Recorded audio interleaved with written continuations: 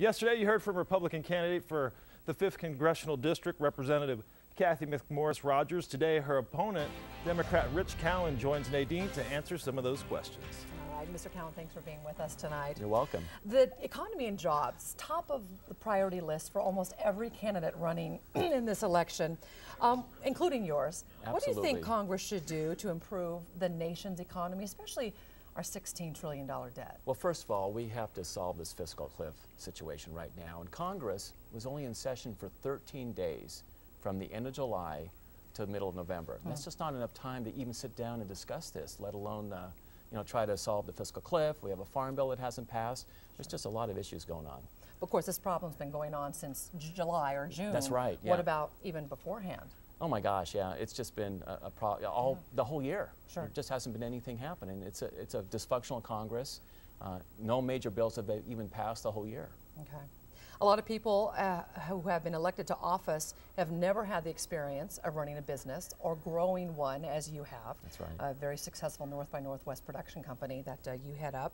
How does this change the way you would do business in Congress? Well, you know, it's about bipartisanship. And that's how I ran my business. You have to get along with everybody. Sure. You know, and right now we have this dysfunctional Congress. It's so partisan. The partisan bickering just has to stop. And that's what I've done for 22 years, work together. And we can accomplish so much when we're working together. I think a lot of people are tired, as you say, of the bickering in Congress. That's right. Yeah. What experiences do you have that would prompt you to reach across the aisle to get some of these tough things done, like the national debt, national security, Medicare, Social Security, those kinds of things? Well, we have no choice but to work together. I mean, these problems are big, but they're solvable. But we have to have that political courage to get together and get the job done. And at North by Northwest, that's what I had to do. We started from scratch, and we all had to work together. And believe me, when you're directing a movie, you're working with lots of different people, actors and truck drivers and all kinds of people. And you know, you have to have that same kind of attitude to work together in Congress. What kind of job growth would you like to see here in Eastern Washington? Well, I'd like to get the unemployment rate down to about 3 or 4%. And you know, and we can do that by working together. And you know, it's talking about aerospace. The medical school piece is great, and we also have to train in the crafts and things like that. And we can get that down.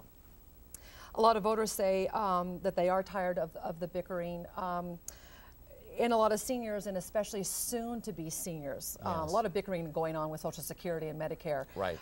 They're worried about the future of these programs. That's right. What plan do you have to protect them? Well, I'm absolutely a proponent of keeping Medicare. We do not want to change Medicare as we know it. You know, people rely on these. These are not entitlements.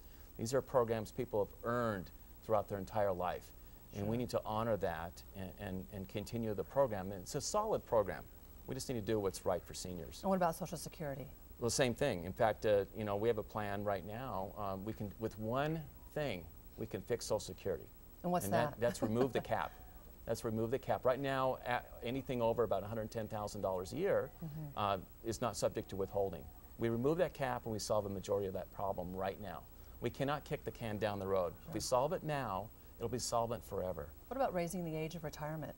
Well, you know, it could be in some circumstances, but a lot of people who work with their bodies and things like that, they're, you know, it's not necessarily fair to people like that have been working their entire lives. You know, they deserve to be able to enjoy their senior years, you know, at an earlier age. And so I'm not a big fan of increasing the age.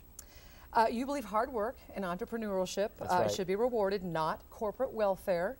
What programs should be cut that would fall under that heading of corporate welfare? Well, first of all, we're giving tax breaks to companies to export jobs.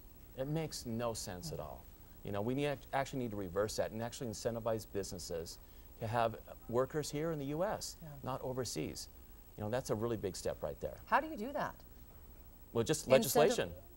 Well, you're dealing with unions too, and they pay hefty salaries and benefits, and how do you address that situation too? Well, with the unions? The workforce is expensive. Well, yeah, but you know, we've got to remember, that's how an economy grows, from middle-class workers working.